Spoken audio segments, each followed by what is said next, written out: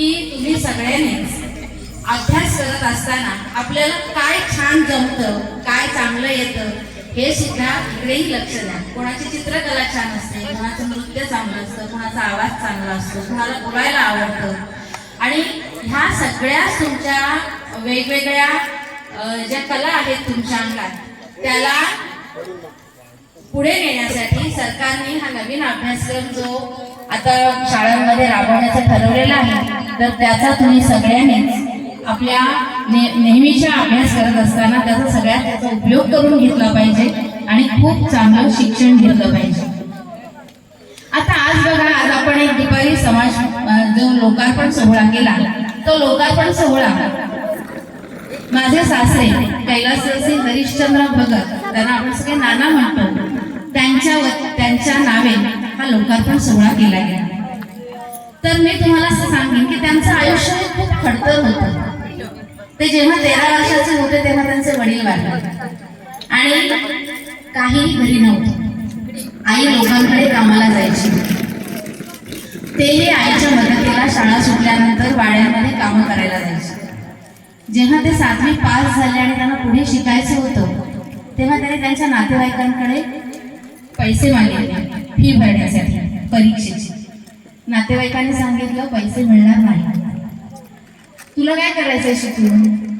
अरे आई जाते ना लोकांकडे कामाला, तू पण वाड्यांमध्ये कामं कर, नसेल जमत तर लोकांच्या दुकानांमध्ये पुड्या बांधायला तयार आहे, पण तू पुढे शिकू नको. आणि त्यांनी कोणीच त्यांना पैसे दिले नाही. तेव्हा ते ज्यांच्याकडे कामाला जायचे त्या काकूंनी त्यांना पैसे दिले.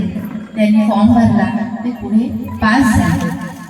आणि त्यांचे मामा म्हणजे माझ्या सासूबाईंचे वडील ते तहसील ऑफिसला शिपाई होते. त्यांनी त्यांना तहसील ऑफिसला कामाला लावलं. कुठलं काम होतं तर तहसील कार्यालयामध्ये येणाऱ्या जाणाऱ्यांना आणि तिथे काम करणाऱ्या लोकांना चहा करून द्यायचं, पाणी द्यायचं, या कामाला ते लागले. त्यांची इच्छा एवढीच होती की आपल्या आईला आपण मदत केली पाहिजे, कारण पाठीशी 2 बहिणी होत्या. वडिलांचं छत्र हरवलेलं होतं आणि आता काय करायचं, तर त्यांनी ती नोकरी स्वीकारली. पण एक लक्षात ठेवा विद्यार्थी मित्रांनो, स्वप्न हे कधीच झोपेत बघायचे नसतात किंवा डोळ्यातून बघायचे नसतात, तर ते हृदयातून बघायचे असतात. कारण डोळ्यातून बघितलेली जी स्वप्न असतात ती आश्रमाटे वाहून जाऊ शकतात, पण जी स्वप्न आपण हृदयातून बघतो ती ज्याप्रमाणे हृदय धडधडतं ना त्याप्रमाणे ते स्वप्न पण धडधडत राहतं, आपल्याला सांगत राहतं की या स्वप्नापर्यंत तुला पोहोचायचं आहे. आणि म्हणून प्रत्येक विद्यार्थ्याला माझं कळकळीची विनंती असेल की स्वप्न ही तुम्ही हृदयातून बघा. जशी आमच्या नानाने हृदयातून स्वप्न बघितलं होतं की त्याला तलाठी व्हायचं होतं आणि त्याकरता ते एक परीक्षा देत गेले. एक त्यांनी असा किस्सा सांगितला होता की एक साहेब होते त्यांचे, ते मला वाटतं कोल्हापूरला का कुठेतरी होते त्यांना सर्व्हिसला, आणि तेव्हा लाईट नसायचंच ना. तर त्या साहेबांनी त्यांना सांगितलं होतं की माझा कंदील आहे, त्यातलं तेल संपेपर्यंत तू रात्री अभ्यास करू शकतोस. मग ते काय करायचे, जेवण वगैरे झालं, साहेबांकडचं सगळं काम आटोपलं की ते त्या कंदिलाच्या प्रकाशामध्ये सगळ्यात पहिल्यांदा व्यंकटेश स्तोत्र वाचायचे आणि शेवटपर्यंत त्यांचा हा नियम होता की ते व्यंकटेश स्तोत्र रोज वाचायचं. जेव्हा ते आपल्या अंथरुणाला खेळले होते तरी सुद्धा त्यांनी स्वामींचं नाव आणि व्यंकटेश स्तोत्र अजिबात सोडलं नव्हतं. आणि त्याच्यानंतर ते दिव्यातलं तेल संपेपर्यंत अभ्यास करायचे. आणि हा त्यांचा प्रवास ते सर्कल ऑफिसर झाले. म्हणजे ज्या तहसील कार्यालयात तहसीलदारांना चहा करून देण्यासाठी म्हणून जो मुलगा नोकरीला लागला होता तो त्याच तहसील कार्यालयामध्ये सर्कल ऑफिसर म्हणून रिटायर्ड होतो. ही नक्कीच आपल्या सगळ्यांसाठी अभिमानास्पद गोष्ट आहे.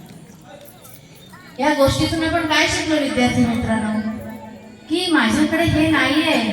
आपण काय बोलतो, माझ्याकडे असा मोबाईल नाही ना, तर मी शिकलो असतो. आपण पटकन आपल्या आई वडिलांना उत्तर देतो. आई वडील म्हणतात अरे बघ ती मुलं किती छान शिकतायत, अरे मोबाईल बघतात, माझ्याकडे आहे का तसला मोबाईल, असं आपण लगेच उत्तर देतो. मान्य आहे तुमचा जमाना मोबाईलचा आहे, मोबाईल मधून तुम्ही शिकता, पण त्या मोबाईलचे फायदे तोटे सुद्धा आपण लक्षात घेतले पाहिजे. आणि माझ्याकडे काय नाही याच्यापेक्षा माझ्याकडे काय आहे आणि त्याच्यातून मी काय करू शकतो हे आपण नक्कीच लक्षात घेतलं पाहिजे. या समाज मंदिराला ज्यांचं नाव दिलेलं आहे ते नाव म्हणजे एक जिवंत इतिहास आहे. कशाचा? तर मला माझ्या आईला कष्टातून सोडवायचं आहे. आणि जेव्हा ते नोकरीला लागले तेव्हा त्यांनी सगळ्यात पहिल्यांदा त्यांच्या आईला काम करण्यासाठी बंद केले. आणि मला हेही सांगायला आवडेल की ज्याने त्यांना पैसे देण्याचं नाकारलं ना, त्या माणसाच्या पत्नीला जेव्हा मुलं बोटाचे असून सुद्धा दारोदार पैसे मागायची वेळ आली तेव्हा तिच्यासाठी पेन्शनची सोय सुद्धा आमच्या नानांनीच केली. म्हणजे त्याने असं नाही केलं की बाबा त्यावेळेस माझं तू काही केलं नाहीस मग आता मी तुझं काही करणार नाही, हा आकच त्यांनी मनात ठेवला. ते मनाने पण तेवढेच मोठे होते. आणि म्हणून ते नेहमी म्हणायचे की पिंकी माझ्या आयुष्यावर ना एखादी तरी गोष्ट लिही. आणि त्यांची ती खूप इच्छा होती. आम्ही सगळ्यांनी मिळून एक त्यांच्यावरती पुस्तक म्हणजे असंच एक हस्तलिखित तयार केलं की आम्हाला प्रत्येकाला नाना कसे वाटले त्याचं एक हस्तलिखित आम्ही तयार केलं. विद्यार्थी मित्रांनो, आपलं आयुष्य हे नेहमी दुसऱ्यांना प्रेरणादायी असलं पाहिजे. एवढं बोलते आणि माझे 2 शब्द संपवते.